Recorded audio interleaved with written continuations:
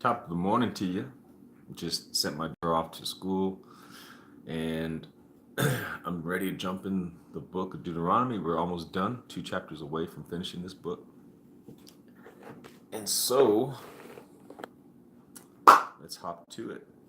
This is um, Bob Rob Gorman. He's a social media personality, and he says, whenever people look at maybe sharing something, they look at themselves, they say, I'm too old, or I got too many wrinkles, or they say, my face is wrinkled or something.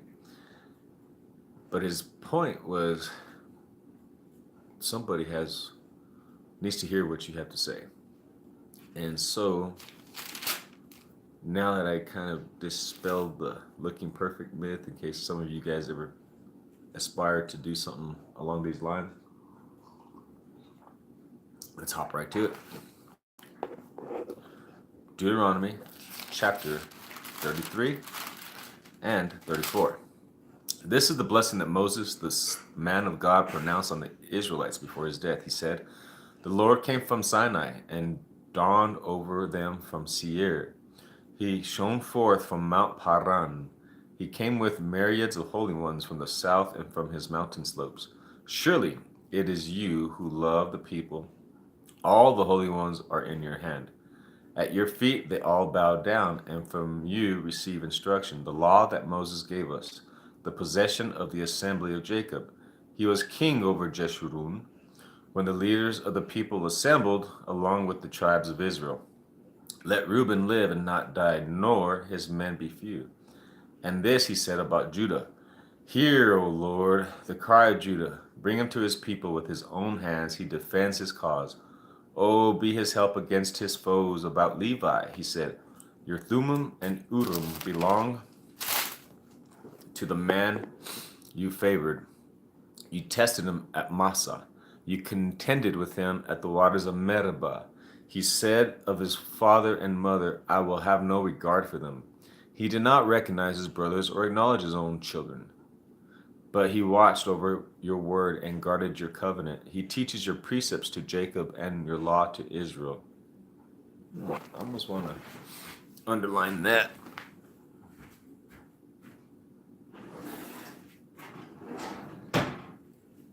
I'm going to highlight that. I don't know exactly who's talking about right now.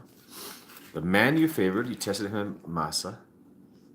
The man you favored, you contended with him at the waters of Meribah. Looks like Moses. I have said of his father and mother, I have no regard for them. He said of his father and mother, I have no regard for them. He did not recognize his brothers or acknowledge his own children, but he watched over your word and guarded your covenant. He teaches your precepts to Jacob and your law to Israel. He offers incense before you and whole burnt offerings on your altar. Bless all his skills, O Lord. Bless all his skills, O Lord. And be pleased with the work of his hands. Smite the loins of those who rise up against him. Strike his foes till they rise no more. About Benjamin, he said, Let the beloved of the Lord rest secure in him, for he shields him all day long. And the one the Lord loves rests between his shoulders. About Joseph, he said, so this is, I'm sorry guys, I'm just so curious. Okay, so this time he's talking about Judah. Judah. Hear, O Lord, the cry of Judah. Bring him to his people. With his own hand he defends his cause. Or be his help against his foes. Okay, now we're in Levi. Okay, Levi, your Thummim and Urim. So Levi is the priestly line. There we go. Okay. To the man you favor, you tested at Massa. You contended with him in the waters of Meribah. Okay. Bless all of his skills, O Lord, and be pleased with the work of his hands. Smite the loins of those who rise up against him. Strike his foes till they rise no more. About Benjamin, he said, Let the beloved of the Lord rest secure in him, for he shields him all day long, and the one the Lord loves rests between his shoulders. About Joseph, he said, May the Lord bless his land with the precious dew from heaven above, and with the deep waters that lie below. With the best the sun brings forth, and the finest the moon can yield. with the choicest gifts of ancient mountains and the fruitfulness of the everlasting hills, with the best gifts of the earth and its fullness, and the favor of him who dwelt in the burning bush. Let all these rest on the head of Joseph, on the brow of the prince among his brothers. In majesty he is like a firstborn bull. His horns are the horns of a wild ox. With them he will gore the nations, even those at the ends of the earth. Such are the tens of thousands of Ephraim. Such are the thousands of Manasseh. About Zebulun, he said, rejoice, Zebulun, in your going out, and you, Issachar, in your tents. They will summon peoples to the mountains, and there offer sacrifices of righteousness. They will feast on the abundance of the seas, and the treasures hidden in the sand. About Gad, he said, blessed is he who enlarges Gad's domain. Gad lives there like a lion, tearing at arm or head. He chose the best land for himself. The leader's portion was kept for him. When the heads of the people assembled, he carried out the Lord's righteous will and his judgments concerning Israel. About Dan, he said, Dan is a lion's cub springing out of Bashan. About Naphtali, he said, Naphtali is abounding with the favor of the Lord and is full of his blessing. He will inherit southward to the lake. About Asher, he said, most blessed sons of Asher is Asher. Let him be favored by his brothers, and let him bathe his feet in oil. The bolts of your gates will be iron and bronze, and your strength will equal your days. There is no one like the God of Jeshurun, who rides on the heavens to help you, and on the clouds in his majesty. Who is Jeshurun? The eternal God is your refuge, and underneath are the everlasting arms. He will drive out your enemies before you, saying, destroy him. So Israel will live in safety alone. Jacob's spring is secure, in the land of grain and new wine, where the heavens drop dew. Blessed are you, O Israel, who is like you, a people saved by the Lord.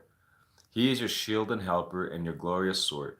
Your enemies will cower before you, and you will trample down their high places. Then Moses climbed Mount Nebo from the plains of Moab to the top of Pisgah, across from Jericho. There the Lord showed him the whole land, from Gilead to Dan, all of Naphtali, the territory of Ephraim and Manasseh, and the land of Judah as far as the western sea, the Negev and the whole region of the valley of Jericho, the city of palms, as far as Zoar. Then the Lord said to him, this is the land I promised on oath to Abraham, Isaac, and Jacob, when I said, I will give it to your descendants. I have let you see it with your eyes, but you will not cross over into it. And Moses, the servant of the Lord, died there in Moab, as the Lord had said. He buried him in Moab in the valley opposite Beth Peor. But to this day, no one knows where his grave is. Moses was 120 years old when he died, yet his eyes were not weak, nor was his strength gone. I thought that, because there's in an earlier chapter, God says, you're getting advanced in age and you can no longer lead these people. So I'm thinking, okay, he's at an age where he's, I thought, when you got older, when I was younger, I thought when you got really old, and if you're a leader like Moses, you became even better because of experience, and then you can delegate, even if you're older. And but then in that earlier chapter, it said that you can no longer lead these people because you're advanced in age. But then here it says that he was strong, strong. His eyes were bright. The Israelites grieved for Moses in the plains of Moab 30 days until the time of weeping and mourning was over. Now Joshua, son of Nun, was filled with the spirit of wisdom because Moses had laid his hands on him.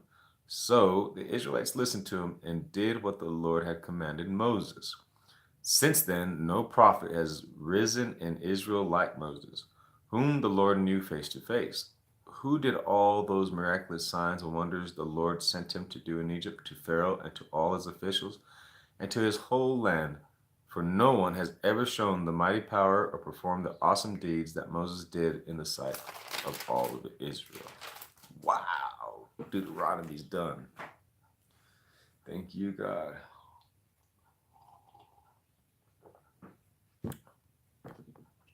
The book of Deuteronomy is done, guys.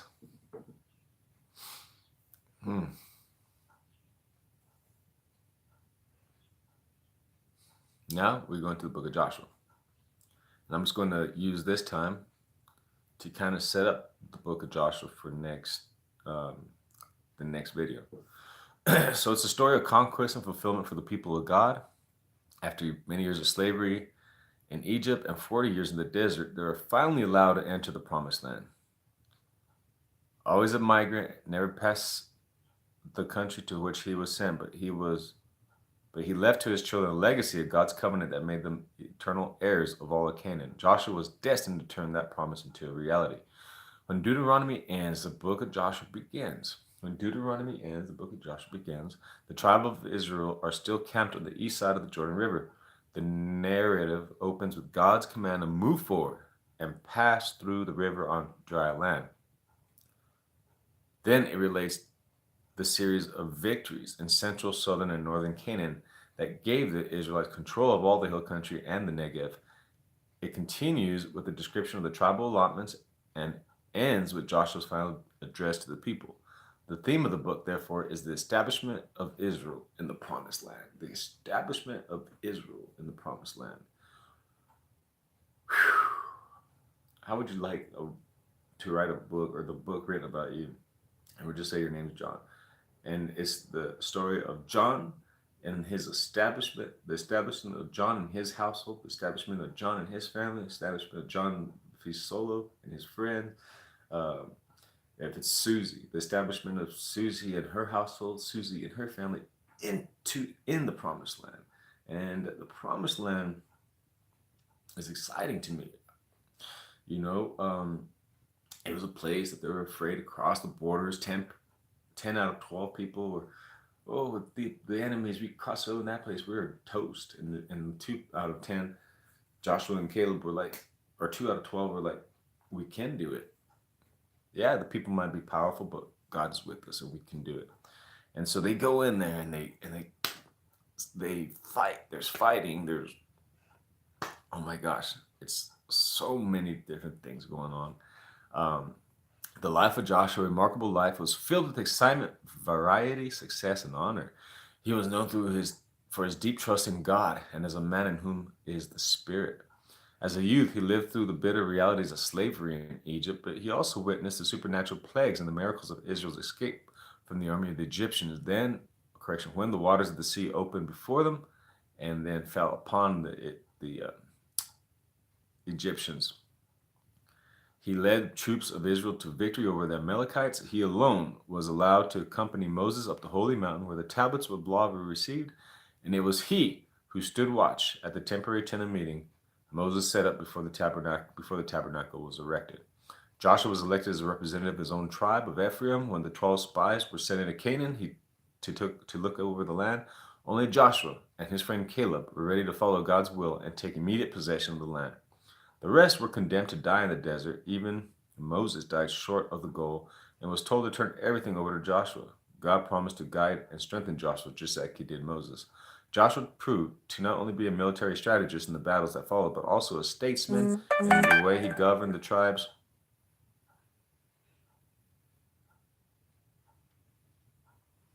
Above all, he was God's chosen servant to bring Moses' work to completing and establish Israel in the promised land. In that role, he was a striking Old Testament type or foreshadowing of Christ. I hope you guys have a good day. God bless. Today's the 16th or 17th of January, 2019. And I just pray a tremendous blessing. God's best for you.